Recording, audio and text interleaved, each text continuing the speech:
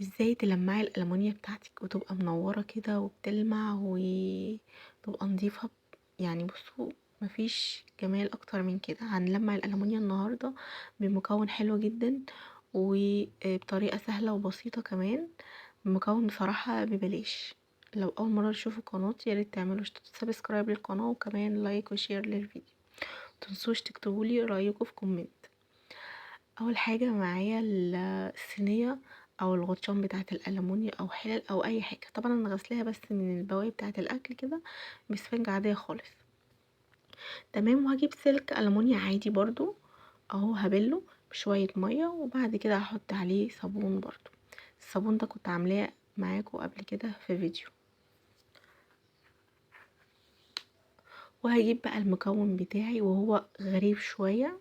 ده طبعا الرمل او اللي هو مكان الزرع، يعني الطينة بتاعة الزرع كده بيبقى عليها طينة ورمل.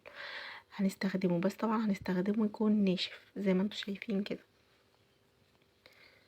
تمام. هنحط بقى منه شوية كده. طبعا اغلبيكم ممكن يستغربوا بس عايزة اقولكم ان هو بيلمع وينضف، بيخليها بتبرق بجد زي ما انتوا شفتوا كده. وحطيت كمان شويه من الميه وهبتدي بقى ان انا ادعك الحله بتاعتي او الصينيه بتاعتي كويس جدا زي ما انتوا شايفين اهو. بصوا بقى، ولا سحر ولا شعوذه.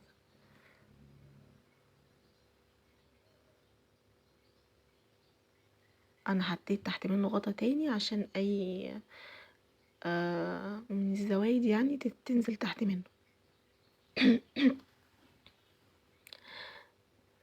وهبتدي بقى بالسلكه ادعكه كده كويس.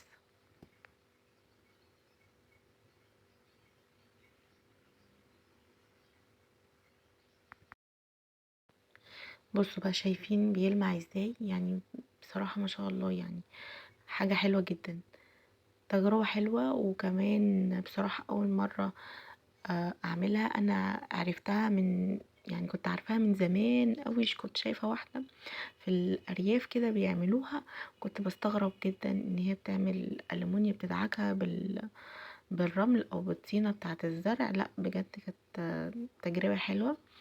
لمعت بيها كل الألمونيا بتاعتي. وممكن كمان تلمعي بيها العيون بتاعة البوتاجاز، بتبقى ساعات مطفية كده. بصوا بقى، هنا دعكت الغطيان كويس جدا. وعايزه اقول لكم تمسكوا يعني الحلل بتاعتكم بعد ما تدعكوها كده كويس تشطفوها برضو كويس جدا.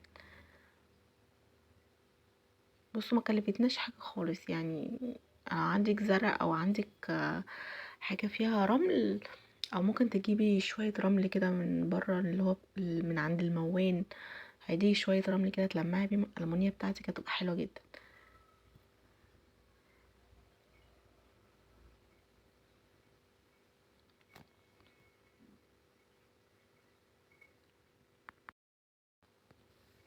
بصوا بقى هنا وانا شطفت الغطيان والصينية، بصوا بتلمع ازاي. لا بجد حلوة، تجربة فظيعة. جربوها وان شاء الله هتعجبكم.